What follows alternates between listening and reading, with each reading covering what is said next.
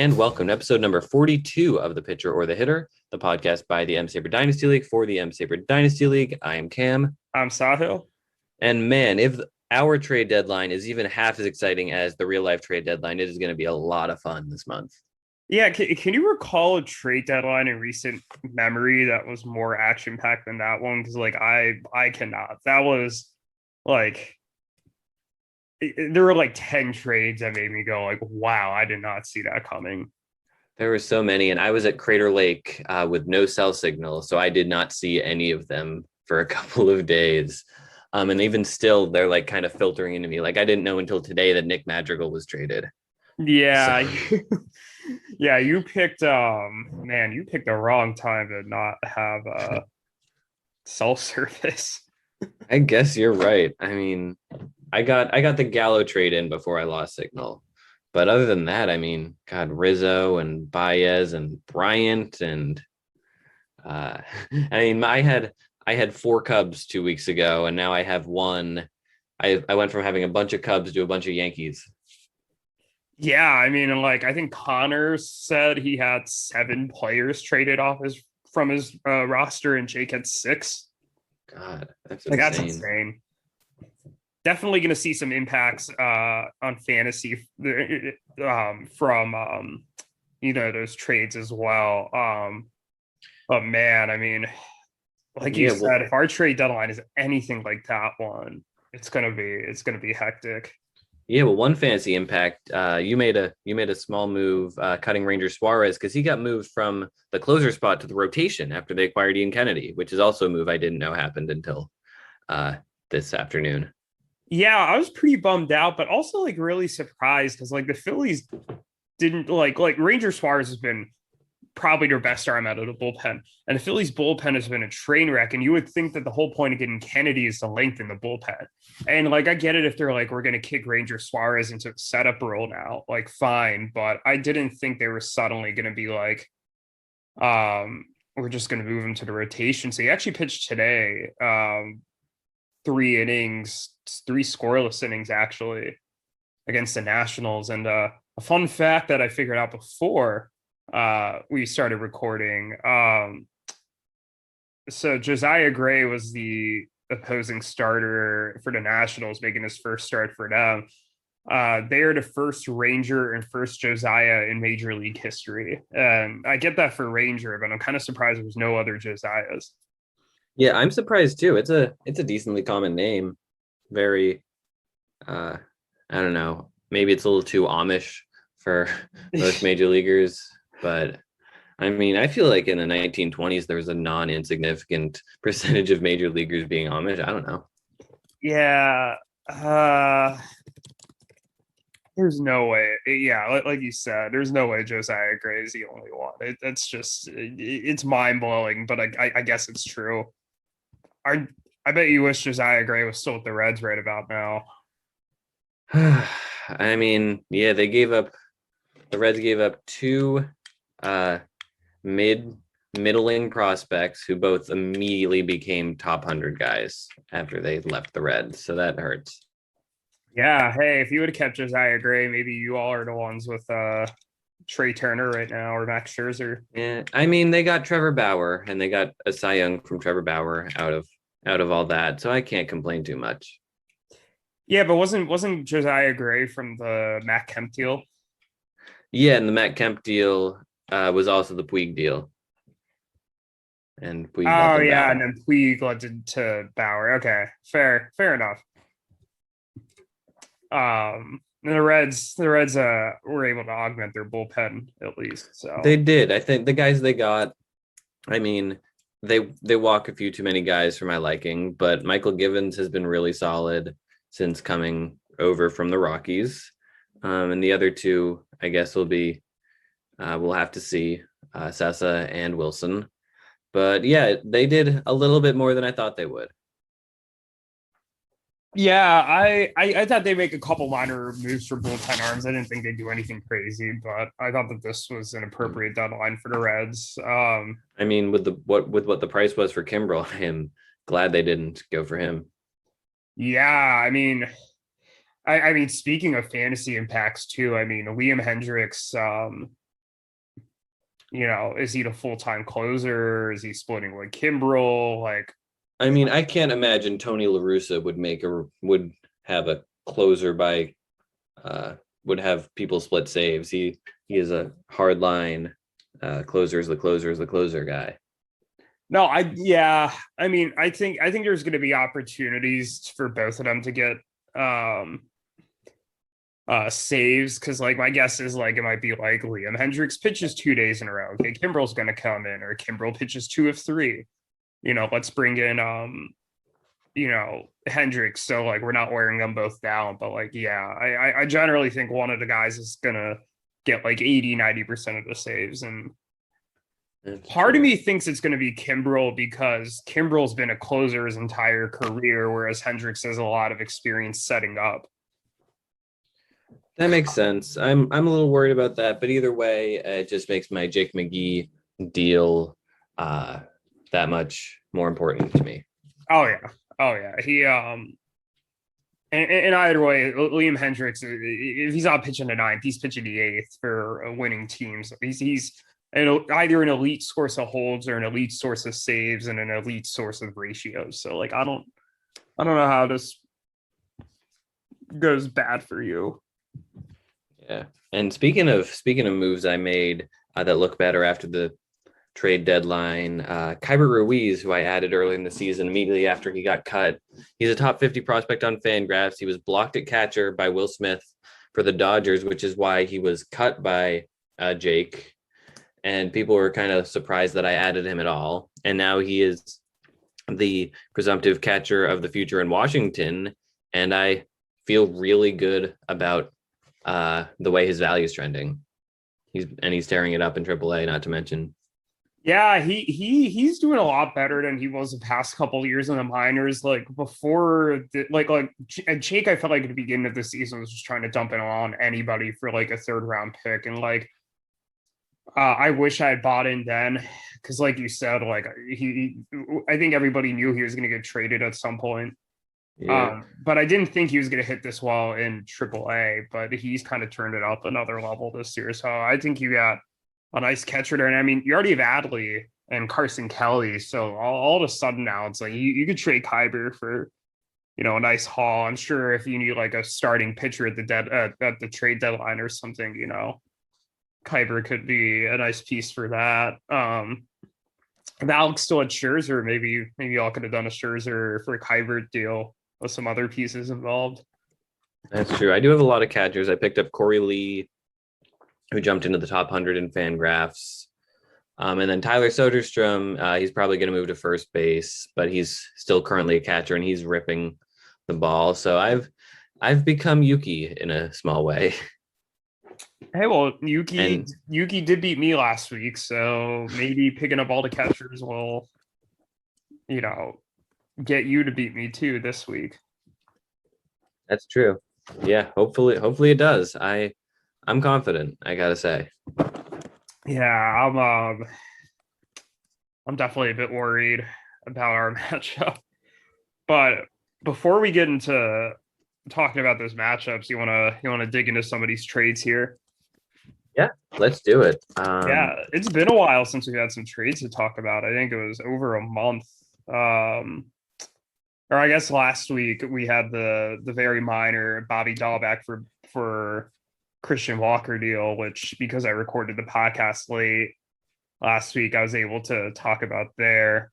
But we had 3 trades come in on July 30th. So actually, as the MLB trade deadline was going down, let's start with the first one here. I traded Andres Munoz and Cam's 2022 3rd round pick to Yuki for Adam Wainwright. I guess I'll start with my perspective since I made the trade, and then I'll let you weigh in, Cam. This is one of my favorite types of trades to make kind of in the middle of the season. You always reach a point where you need more depth because there's injuries and effectiveness, whatever. And I don't want to mortgage the future or radically change my roster in the middle of the season to kind of go get some more of that depth. But I also want to acquire a quality player. So Adam Wainwright, the knock on him is he's 39. but he has a 3.5 ERA this year. He has a 2.86 ERA over his last 66 innings, which I believe spans 10 starts. So he's pitching very deep into games. He's I think 7 of his last 11 starts, he's gone 7 innings or more. And he's been consistent. And my rotation for all the big names it's had this year has been a little bit inconsistent. You know, Cole struggled without the sticky stuff a little bit. And Noah has not been pitching at the level his peripherals have been. Fried's been struggling a bit. Some other guys have been hurt. Ironically, Kyle Hendricks, after starting the season poorly, has kind of been my best starter, or most consistent starter at least. So I thought that this was a low risk move. You know, Wainwright could blow his arm out tomorrow, and I'm not really going to regret what I gave up. And I asked her, Yuki, you know, he doesn't need a 39-year-old starting pitcher while he's not competing. It was good for him to be able to get something for him, even if it is just a couple lottery tickets here. And I mean, who knows? You know, I drafted Jared Kelly with the last pick in the 3rd round in last year's draft, and I was able to turn him and Wade Miley into a 1st-round pick. So maybe Yuki drafts someone with that pick, and the player becomes something, or he's able to trade it for something better. So I think this trade works out for both sides. Yeah, I think it's a win-win. Very much a win now move for you, acquiring an old starting pitcher like Wainwright, who I guess he has been pitching surprisingly well. I am worried that you could regret this one immensely, though. Andres Munoz was a really solid prospect before he got Tommy John surgery, and he's pitched a little bit in the majors. And he did walk a lot of guys, but he pitched really solidly he was 20 for the Padres. Yeah. Well, 20 years. So, and he's still only 22. He'll be coming back at some point. He could be either a really solid closer or maybe move back into a starter role. Actually, I guess he's been a closer for his whole minor league career. So I guess the upside is a little limited, but I think it's something that's worth taking a gamble on for Yuki, and you both did well. Yeah, I mean, Munoz did have a setback in his recovery from Tommy John in March, and he's just restarting his throwing program now. So as of 3 days ago, actually. So a little bit of a risk there. And also, like, relievers are, you know, just so replaceable in my opinion. So while he's definitely one of the better ones, like prospect ones, like I gave up a 2nd-round pick a couple of years ago to go get him from Erik, and I've been high on him, and I've been rostering him this whole time despite the injuries for that reason. You know, he was definitely an expendable piece. Mm-hmm. Yeah. And yeah, the second trade that was made, this one did not involve you. The Chicken Tendies traded Dom Smith to Team Resnick for Gregory Soto, Tuki Toussaint, and Harrison Bader. Shout out to Alex and Anthony for making their first trade with each other. Oh, I didn't know that. That's exciting. Yeah. Yeah, shout out to Tuki Toussaint for still being on the move now. I didn't realize he was rostered. Was he Anthony's NPI guy, or was he like actually on a roster? No, so Tuki, I think, might have been his NPI guy for a while, but it came up and made 2 like very good starts right before Alex acquired him, and that was his first 2 starts of the season in the majors. And then I think he shot the bed right after Alex got him in his 1 start, but obviously small sample sizes all around. Interesting. Yeah, I think Alex probably wins this trade. I don't know. Dom Smith had a great 2020, but he has struggled a lot this year. And I'm not sure how much of a role he has with the Mets, really. I guess when they get the DH full-time next year, he'll be playing more. Toussaint, I mean, I guess if he had pitched well, he's a little more of an interesting wild card than I thought. But the Gregory Soto is getting saves for the Tigers, and the Tigers are red hot. So giving up a solid closer, as well as Harrison Bader, who hasn't played much this year, but he's been hitting well. I think Anthony made a trade that I'm not super convinced makes a lot of sense. Yeah, I mean, Bader has been hurt for a chunk of the year, but has 6 stolen bases, and like I don't even think he's played 50 games on the year. I have this page up here. He has played 46 games this year, so like that's a pretty solid ratio there. And 125 WRC plus compared to Dom Smith's 98 WRC plus. The only reason I could think Anthony might have been inclined to make this deal is because Dom Smith has first base eligibility if he wanted to upgrade there.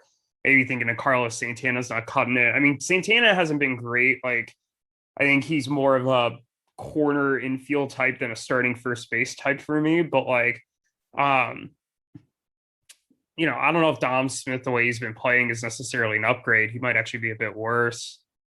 And like Gregory Soto's like been an interesting arm for the Tigers. Like, he's been getting some saves, some late inning work, and especially with like, the Tigers playing so well. Those opportunities are there more. And I think you're right. I think, I don't mind Anthony buying in on Dom Smith. I just wish he would have not given up so much to go get him. I don't think he had to give up Bader to go get him. I don't think this necessarily makes his offense any better. And in fact, it might make it a little worse. And I think his whole goal was to improve his offense. Yeah, see, I think I don't necessarily disagree with buying in on Dom Smith in general, but not if you're a fringe playoff team. I think that's the type of move that, I don't know, a team like Alex should make. A team that's not in the playoffs, but they are super hot right now. We should give them credit. But buying a guy low is not what you want to do if you're fighting for your spot in the playoffs, which Anthony kind of low-key could miss the playoffs suddenly. I will say that Dom Smith had a really good July at a 340 OBP, 5 homers, 17 ribbies, 823 OPS. So his OPSs have been going up as the season's gone on. So 549 in April, 706 in May, 731 in June, 823 in August. So maybe Anthony's buying at the right time. But given the overall numbers on the season, I still think he could have just paid a little less and still gotten him. I just wish he hadn't given up Bader to go get him. Mm-hmm. And yeah, so the third trade was one that you made. Do you have what do you want to say about that one?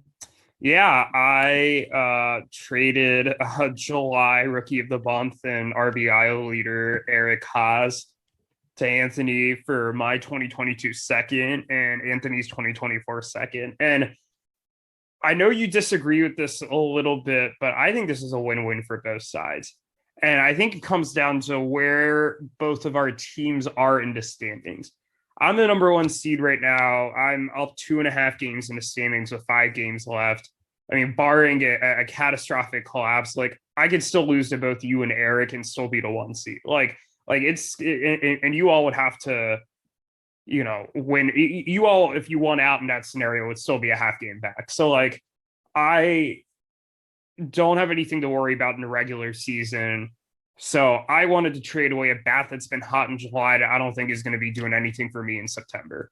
And it is a bit of a risk because Sean Murphy has not been as hot coming out of the All-Star break. And I am missing a couple outfielders right now, and Castellanos and Yelich, and Ketel Marte was still hurt at the time I made this deal. And Haase has that outfield eligibility, but I just thought it was a good time to kind of sell Haase high because I don't see him keeping this up. The power numbers are nice, but he still has an OBP that is just like right around 300. It was sub 300 before last week. So I think I got pretty good value for him considering I picked him up like maybe even less than a week prior. I don't know why he was still sitting out in the free agent market like for a good chunk of July, admittedly. For Anthony, on the other hand, he's in a position where he's fighting for a playoff spot. And we thought he was pretty close to a lock, but he is now only a game up on both EBO and Clayton and Jake. who were tied for the 6th seed as of now. So he's actually kind of at risk of losing out on a playoff spot. So getting a hot bat now who could contribute over the next couple of weeks and then maybe fall off is not the worst option for him. And Haase, I think, fits his roster really well because Grandal is hurt. He could slot in at catcher. He had Zach Collins before, but Collins isn't playing every day anymore because Sebi Zavala has been good for the White Sox. And when Grandal comes back, if Haase is still hitting it, you could just kick him out to the outfield. So I don't mind this move for Anthony. He probably overpaid a bit for a hot bat, but I think for what both of us needed, this kind of worked out. Yeah, I think it worked out. You're definitely right that he overpaid a little bit for a hot bat who, I mean, he was just on waivers super recently, and they're going to be more Erik Haases to come around. The catcher outfield eligibility is pretty clutch for sure. And he's hitting the ball. He's hitting the ball pretty hard. He's barreling the ball up 96 percentile rate. I'm worried about the swing and miss. And he's obviously not going to keep this up. But I think he's a decent gamble for Anthony. The 2 picks, I mean, your 2022 second is going to be like 24. That's a decent pick. And Anthony's 2024 second, who knows at this point? That could be 13, that could be 23. So it's a little risky there, and he would naturally be more confident in his team. But overall, I think it's a move. It's an interesting move for Anthony, and maybe he should have gotten someone different than Haase. And he still has a ton of time to get different people. But yeah, a little bit of an overpay, but not terrible. Well, I did say on last week's podcast he needed to go get a bat, and I guess he's done that with Dom Smith and Erik Haase. I think he needs to go out and get a better bat. I think Dom Smith is a great bat, especially that now that his numbers have kind of been trending up. But I think he needs to get an established bat without giving an established bat back in return like he did with Bader, because he's not really improving his offense otherwise. And that is really what hurt him last week and in the weeks prior. The pitching's there. I mean, kudos to him for picking up Jameson Tyone. Like, he's a July pitcher of the month. I don't think anybody saw that coming. And he got Gausman, obviously, but he needs another hitter. He certainly does. That lineup is looking a little worse, but he's getting Mike Trout back, hopefully sometime in the next week or two. I think, did Trout have a setback? They're considering moving him to a corner outfield spot when he's able to return. And Andrew McCutchen actually just landed on the IL today for him. Yeah, definitely tricky, and I'm expecting Anthony to be active in the next couple weeks. But are we ready to dive into the matchups? Yeah, let's do that. I think the first one we wanted to talk about was the only matchup you and I incorrectly predicted last week. And that was Clayton and Jake playing Alex. They tied. Yeah, they tied. Alex now has 4 ties on the season. He's kind of getting close to EDO levels here. Man, yeah, he's getting there. Not an amazing week for either team. Alex's strikeout numbers were lower than normal, although they weren't bad per se.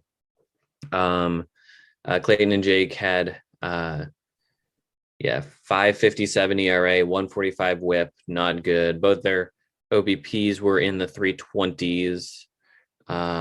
Just overall, they both kind of felt like they deserved a tie. They've both been playing great the previous couple weeks, but a down week this time that I guess came at the right time. Yeah. No, I mean, I think, like you said, most of these teams have been playing very well. I think kudos to Alex and Zach for how well they've been playing recently. I mean, started the season 0-5. They're now 4-3-4.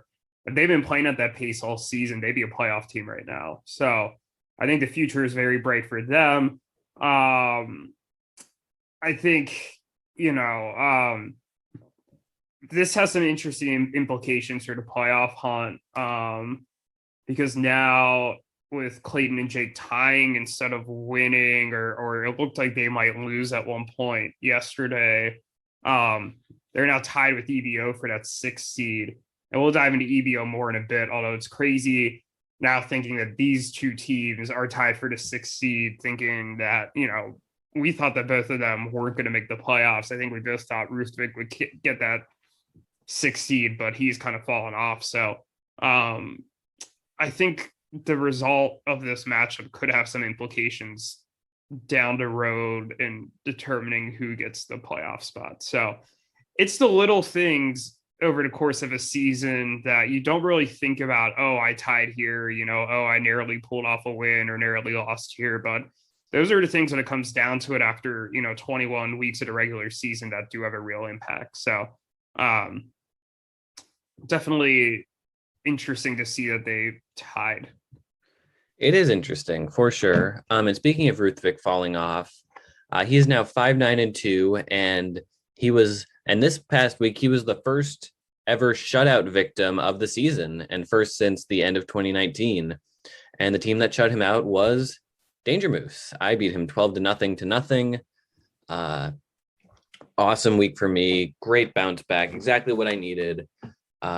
Even with a bunch of my best hitters getting traded and thus having to miss a couple days, and just kind of a lot of weirdness going on with my team, I still managed to have a 388 on base and 54 runs, 19 doubles.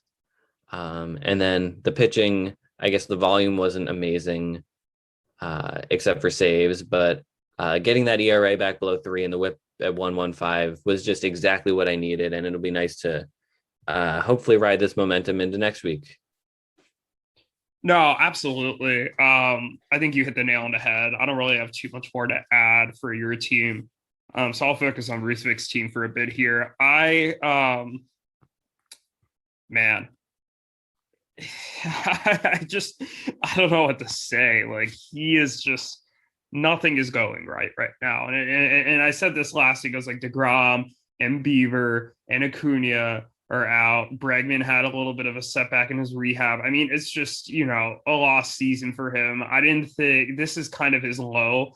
I didn't think a 12-0 loss was something that was going to happen, even against his team as good as you. But he's going to have a bit of an interesting deadline here, because I think Ruthvik kind of wants to sell, but also with an eye of competing next year. And I wonder which players will be able to effectively do that with. So I could see him going to grab another bat or two here, but it'll be interesting.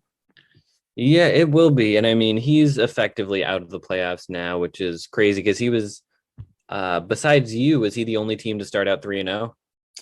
No, Anthony did too. Oh, Anthony did too. But he looked like he was rolling, building off of that momentum from last year. And then the injuries and a little bit of inactivity, and it all just snowballed. And now his team has,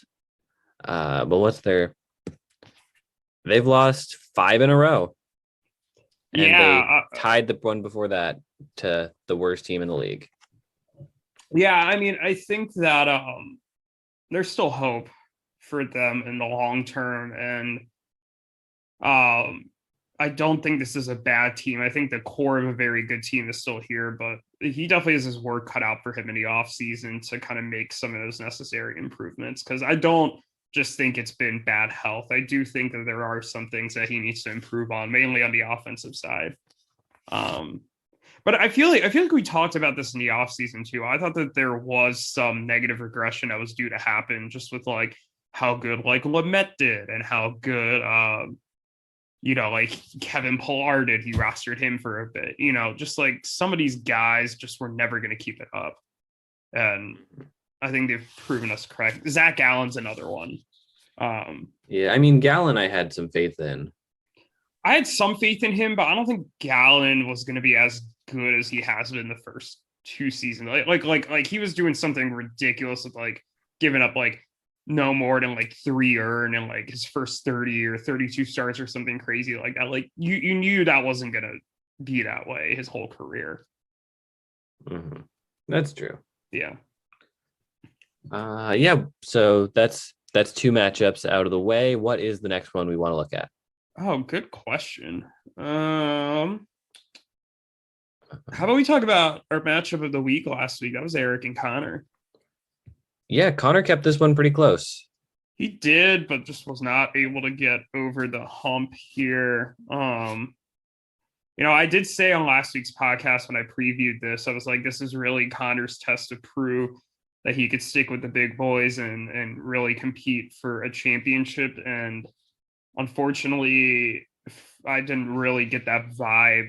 Another very average week from him, especially in the pitching side, the 5.09 ERA, 1.36 WHIP. And then on the offensive side, the 3.16 OBP. And it's not like Erik played particularly well this week either. He actually had a higher WHIP than Conor, but a 3.15 ERA and only 3.26 OEP, 9 homers, 31 ribbies. Like that was not very good, but it was enough to beat Erik, or it was enough to beat Conor. I'm sorry. So, Conor is looking more and more like a playoff team each day, just with how the standings are going. But I don't have high expectations for him once he makes it to the playoffs. I see the semis being the ceiling for him, unless he makes a couple drastic moves in between now and then. Yeah, hey, maybe he'll trade Nick Madrigal now that apparently he's not on the White Sox anymore. Yeah, actually, I inquired on Madrigal right after he traded him. I was like, hey, like, he available? And that would make sense, right? Because, kind of like what the White Sox did to compete this year or to compete in the future, they traded Madrigal. Maybe he could do the same thing, but it'll be interesting. For sure. Yeah. Not an amazing week by Conor, but he kept it close in a lot of places. If he had one more quality start and a couple more runs, and he would have tied. And then I guess a few more hits, he could have even won because he could have flipped on base. And Erik didn't have his best showing this week either. The WHIP wasn't great. And the on base, I guess, has been low a lot. But he did have a ton of doubles, a ton of steals, and a lot of strikeouts and a pretty solid ERA. So I guess not up to the standard he's been at, but certainly not a cause for concern. And he beat the team that's currently in 4th. So there's no complaining to do. No, for sure. I think you hit the nail on the head there. I think he's going to be fine moving forward. All of us have weeks which aren't as strong as some of the other weeks, but we're able to pull off wins anyway. So not too worried for him. I think there's more ramifications here for Conor than there are Erik.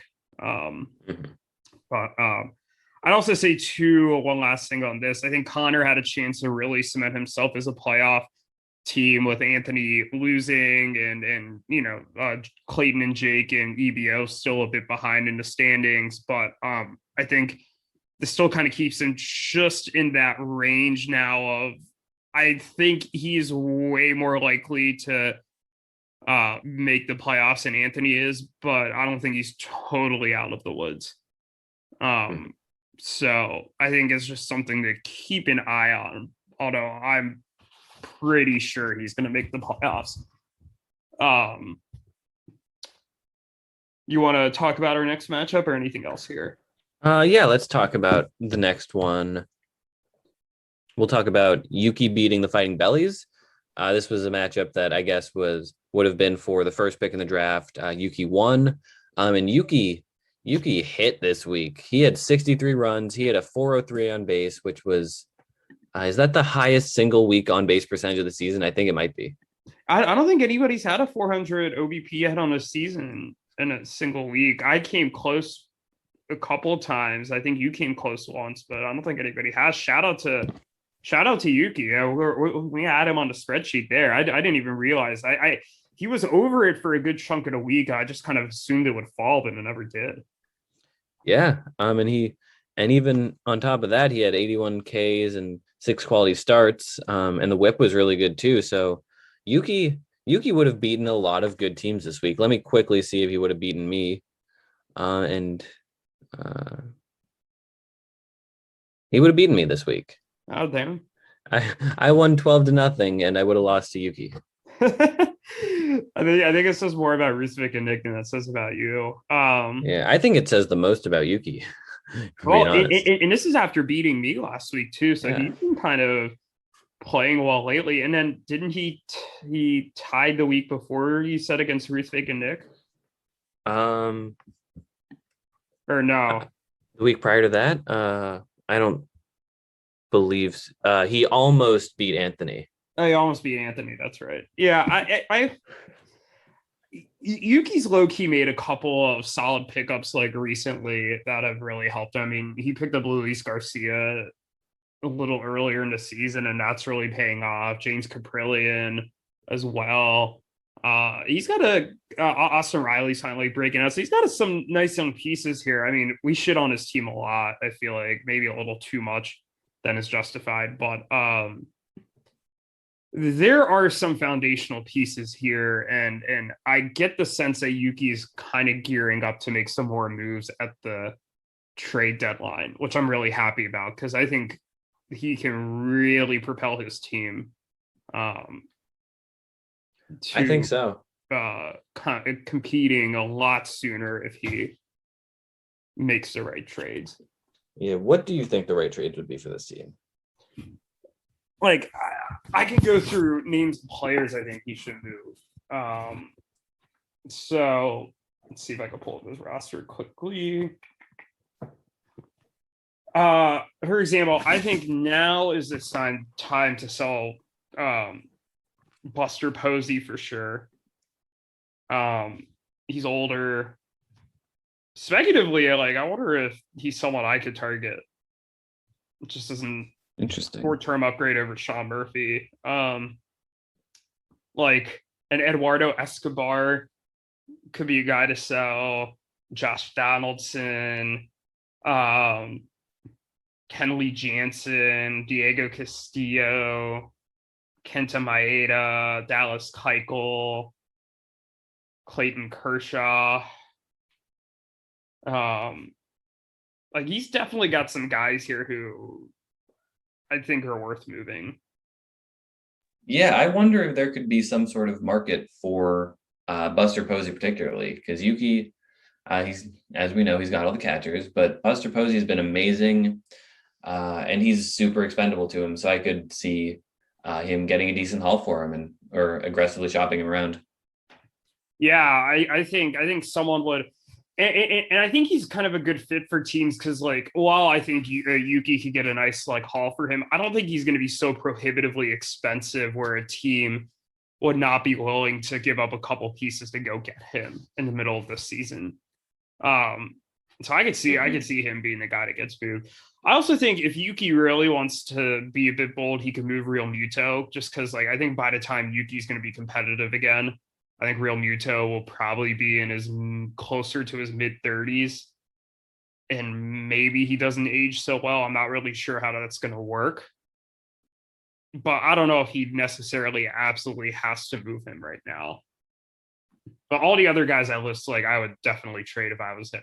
There's no reason he needs to keep any of these 30-plus-year-old starting pitchers around, or Donaldson or Eduardo Escobar. Mm-hmm. Yeah, he Peralta too.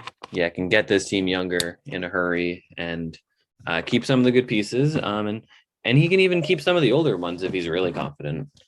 Yeah, but he can keep a couple of them. He doesn't have to keep all of them. I mean, let's say he's all right, I'm going to trade away Maeda, right? And he already traded away Wainwright, but he's he wants one foundational pitcher in Kershaw. I'm not going to argue with that, right? But he can't keep them all.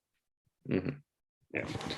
Yeah, definitely good to build a team around one guy, Yeah, maybe Bryce Harper's that guy, but I mean, if he decides he wants to trade Harper now, I mean, boy, he can I mean, 3-4 top prospects. I'm sure he could get for Harper.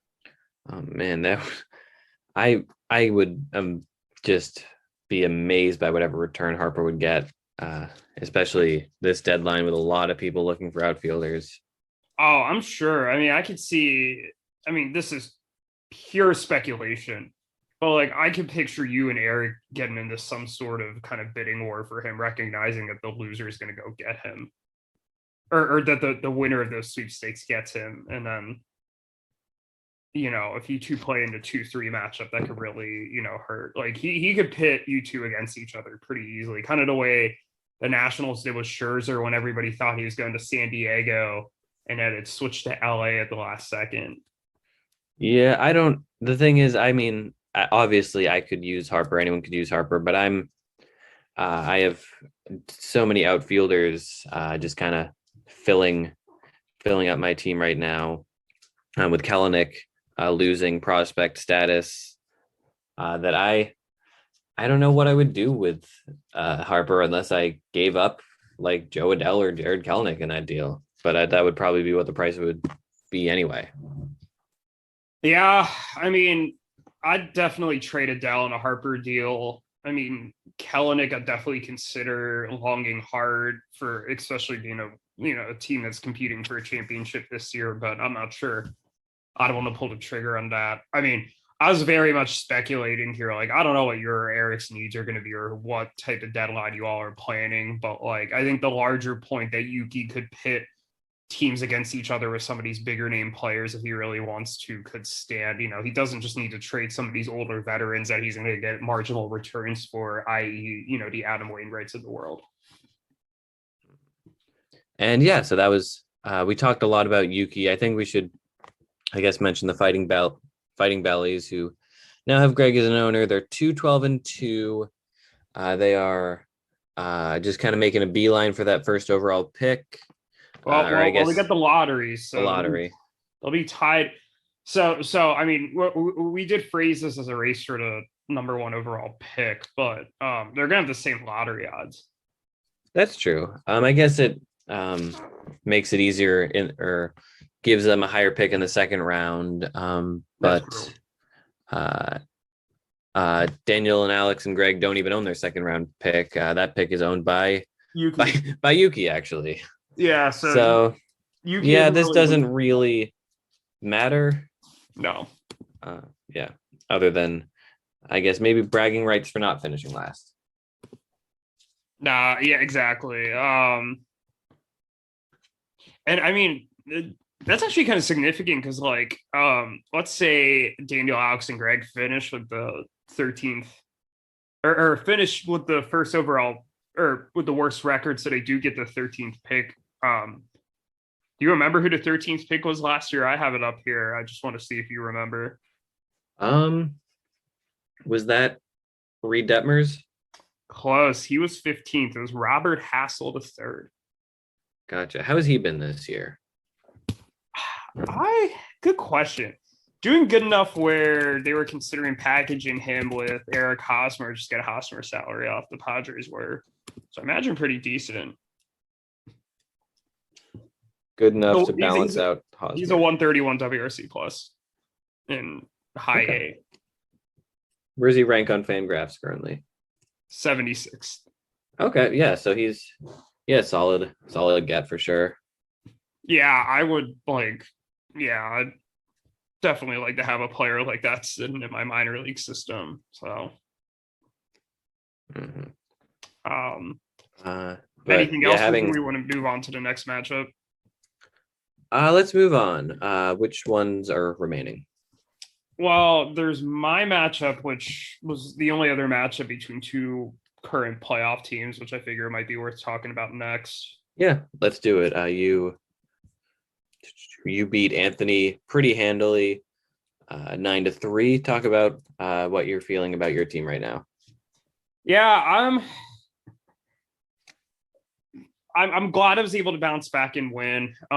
We looked this up before. There have only been 3 times in this league's history, and not since 2018, where I had gone back-to-back weeks without a win. So with me tying 2 weeks ago and the loss last week to Yuki. So nice to bounce back. Interestingly, there's only been once where I've lost back-to-back games as week 4 and week 5 of the 2018 season. I've never had 3 weeks where a 3-week span where I haven't had a win. But bragging about my team aside, nice win. Kind of my ERA was really bad at the beginning of the week. It kind of came down a little bit. I was able to kind of narrowly beat Anthony in most of the pitching categories and kind of handily beat him in a good chunk of the hitting categories. But I think the big news that came out this week was the Tatis injury. I mean, it didn't look pretty. We know the shoulder's been an issue. I think it's pretty miraculous with how bad the injury looked in April that he came back in 10 days and he's been performing at an all-star level. Or not even all-star level, an MVP level. I don't think there's an argument right now with the way he's been playing. He's like first in every major offensive category in the NL. And with DeGrom on the IL, that Tatis was going to be the MVP. And there's no replacing a guy like that. I think the other players on my roster are all replaceable in one way or another, and Tatis very much not so. He's my major source of stolen bases, a great source of MVP, homers. I mean, you name it, like all the stats and everything that are coming out about him, just what he's done so far in his career is just ridiculous. So they're giving him 10 days to see what's going to happen. Season-ending surgery is an option. And I mean, if Tatis is out for the year, I mean, you and Erik suddenly have a much better chance of winning the championship this year. Absolutely. I mean, Carlos Correa, so I have Carlos Correa as my second shortstop, so I'm not exactly lacking at shortstop. Carlos Correa is an all-star shortstop. He's having a great season, but he is no Tatis. And this might affect my trade deadline plans because, I'll need another source of steals, or maybe I punt steals entirely. This could affect how I approach some of the other hitting acquisitions. Maybe I'm more aggressive in getting some players. Maybe this even affects how I approach the pitching side of things. So, I mean, this is really frustrating. Mm-hmm. Yeah, I mean, from the perspective of having to face you, and from the perspective of the Reds being in a playoff race against the Padres, I've got to say that the Tatis injury helps a lot, even though it sucks, of course, to see him go down.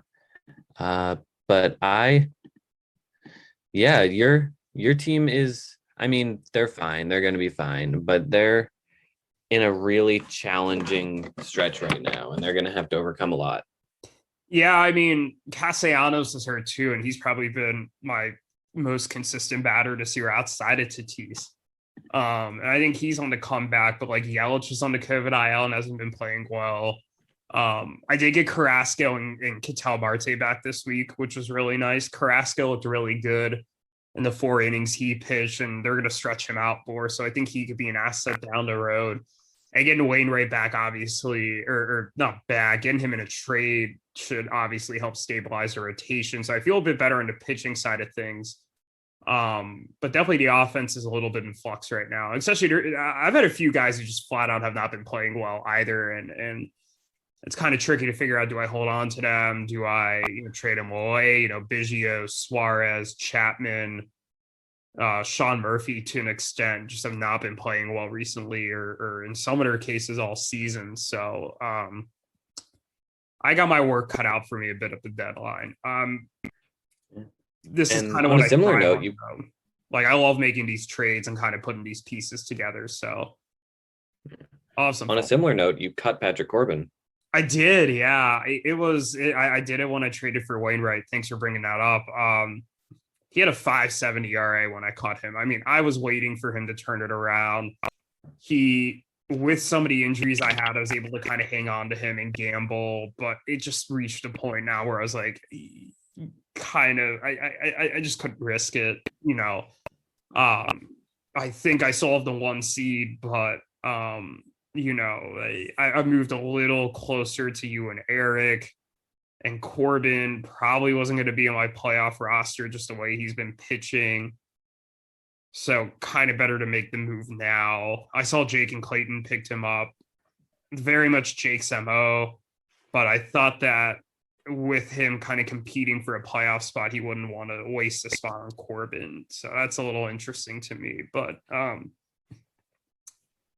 it's kind of sad too, because Corbin was this. So there was like a week span the summer I was studying for the LSAT in Ann Arbor, first season of the league, where I traded for Corbin, Carrasco, and Cole. And I think Corbin was the first one of those guys I got. Kind of sad that I had to cut him. I still have Cole and Carrasco, but it's just kind of weird that he's no longer on my roster. He's had some great moments on my team. So yeah, and we had plenty of trade talks involving Patrick Corbin, as you know. Corbin for Brendan Rodgers, who was having a decent year this year. He's got a positive WAR, WRC plus over 100. So maybe you'd be better off with him than with Patrick Corbin this year. Yeah, no, absolutely. Yeah, we definitely be better for the future as well. I'm pretty high on him, and I think Alex and Zach have a nice piece there. Mm-hmm. But yeah, we're ready to talk about this final matchup we have.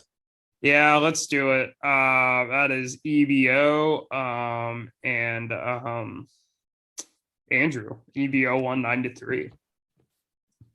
Yeah, EBO won 9-3. Not a whole lot interesting to talk about. Andrew is now 5-10, so he's kind of slipping down the rankings. He didn't have a particularly exciting week. But EBO, on the other hand, keeps winning, and they are now back at 500. And they have, like you said earlier, they're tied for the number 6 seed. It's in the playoffs. And I guess even if the ERA and WHIP weren't great this week, they're kind of peaking right now. Yeah, I suspected that this could happen. I think, they've been underperforming a bit, but they're slowly getting things back together, and they are right in the thick of this playoff hunt. So I think they're going to be a playoff team. I really do. I don't know if Zane's necessarily going to make a ton of moves here at the deadline. It's really going to help improve this team, but I think their offense is finally coming together, and I think they have a good enough pitching staff where I think this is going to work out for them. I think they're going to beat a 6 seed, and I think they're going to be a tough out. Like, I'd almost rather play Conor or Anthony, who are, I think, the current 4 and 5 seed, than I would EVO as a 6 seed. I feel like right at this moment, I would definitely rather face either of those teams than EBO. EBO looks tough. Yeah. Yeah, God, they're going to be a tough out for sure. Whoever gets them in the playoffs, if they make it, is not going to be happy. No. But yeah, you're ready to talk about next week? Yeah, well, very, very briefly on Andrew quickly. I mean, I think that this is taking him out of the playoff hunt now, because I think he's 2.5 games back now. But I think that a good start for him this year, and he's got a lot to build off of, but not his year. That's all. It was a valiant effort. Yeah, valiant effort. But yeah, that's all I really have to say about Andrew. Mm-hmm. But yeah, next week's matchups, the matchup to watch goes without saying. It is the two of us. We're facing each other, and just huge implications.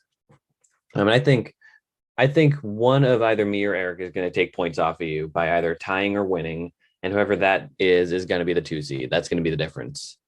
And I'm feeling confident, especially with Tatis going down, that I can give you a real fight.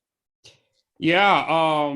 Tatis out, Castellanos out. Like this is going to be a rough week for me. I kind of have to cobble together an offense. I do have 10 starts this week, which and I really like some of the matchups. So I'm feeling pretty good on the pitching side, a little concerned on the hitting side. You have Gallo, Rizzo, and Judge going up against the Orioles this week, although the Yankees are currently losing 7-1 to the Orioles. This is going to be a big one. I mean, I beat you the first time around. Let's see if you can get one off of me here. Hopefully, yeah. If I can split with both you and Erik this year, that would be amazing for my team. Yeah, especially since I had never beaten either of you going into the year. No, for sure.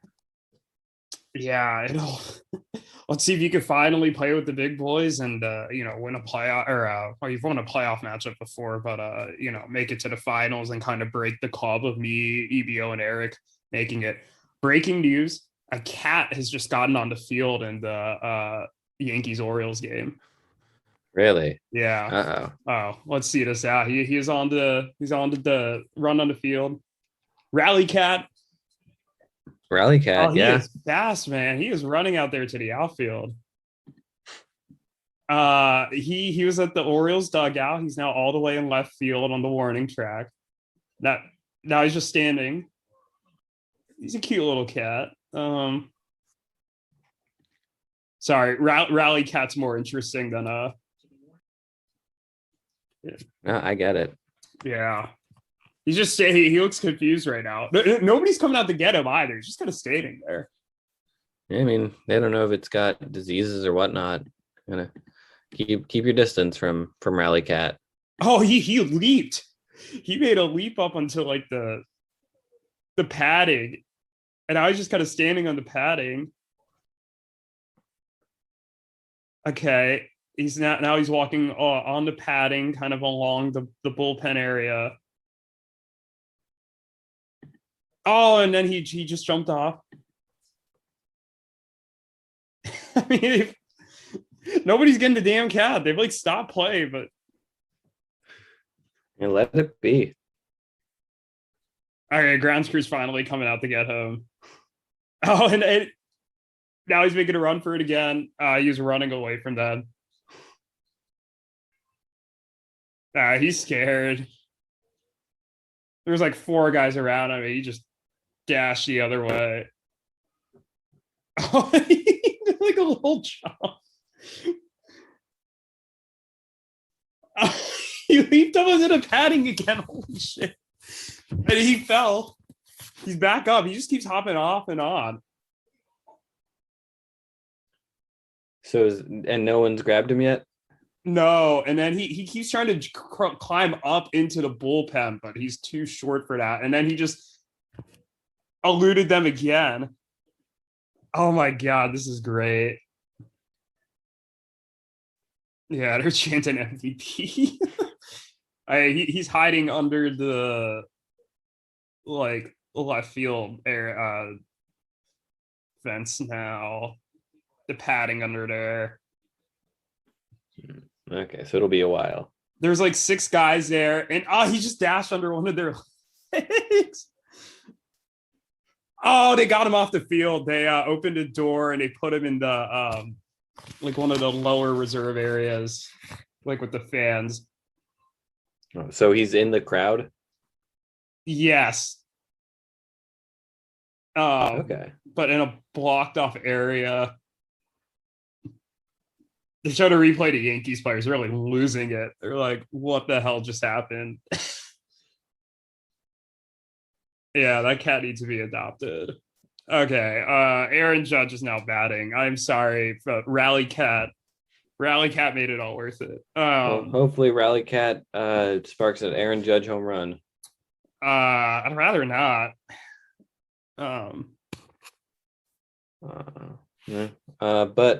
But anyway, so this past week, as you said, we both went 5-0-1. We both made the same picks. And where does that leave the standings? Yeah, so we had identical picks. We finished 5-0-1. The only thing we didn't pick correct was we thought Clayton and Jake would outright win, but they tied.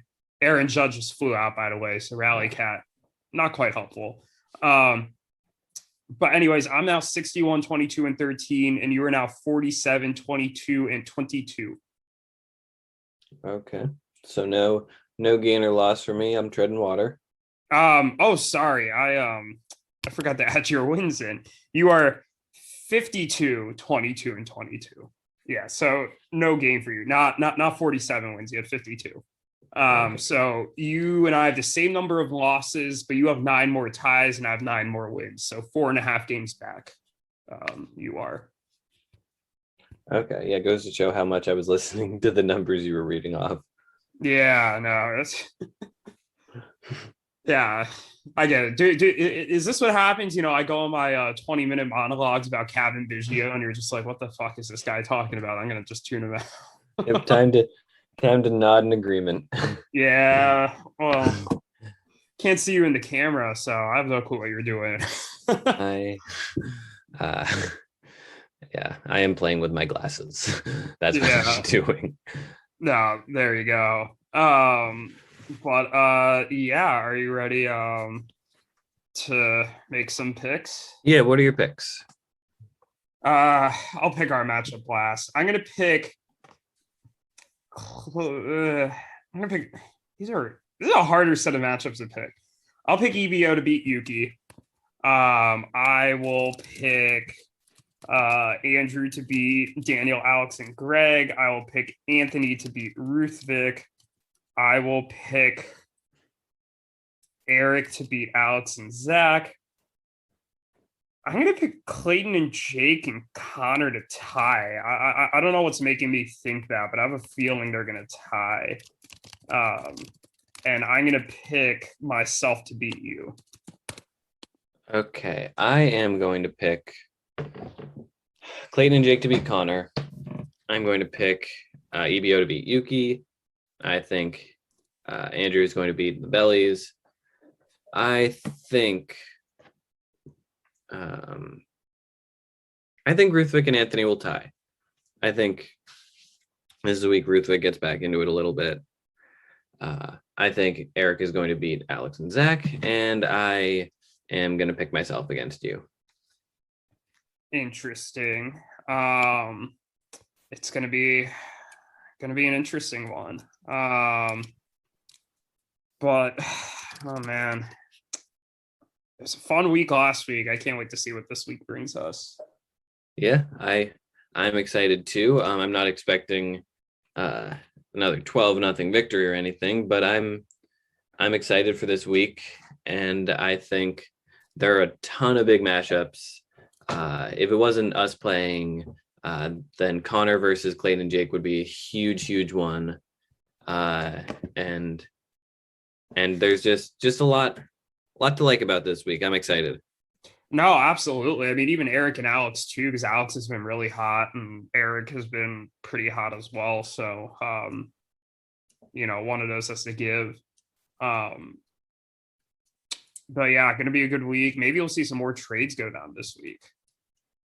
Maybe. I would hope so. Yeah, it's like we said, today's the 2nd. We're recording on August 2nd, so 18 days until the trade deadline for here. So it's approaching. And I know there's a couple teams here fighting for playoff spots or fighting realistically for the chance to win the championship that would like to make a move or two. So absolutely. There's a lot of pieces that can be shuffled. Yeah, if it's anything like last year's deadline in our league, it's going to be good. Yeah, we haven't had a bad deadline yet, I gotta say. Yeah, no, it's been some good deadlines. All right. Yep. Well, so that's our show for this week. But thank you again for listening, and we'll talk to you next week. Yep. Sounds good. See you then. I'm invited in for coffee and I'll give the dog a bone. She likes to go to discos but she's never on her own. I said I'll see you later and I'll give her some old chat. But it's not like they on the TV. When it's cool for cats, it's cool for cats.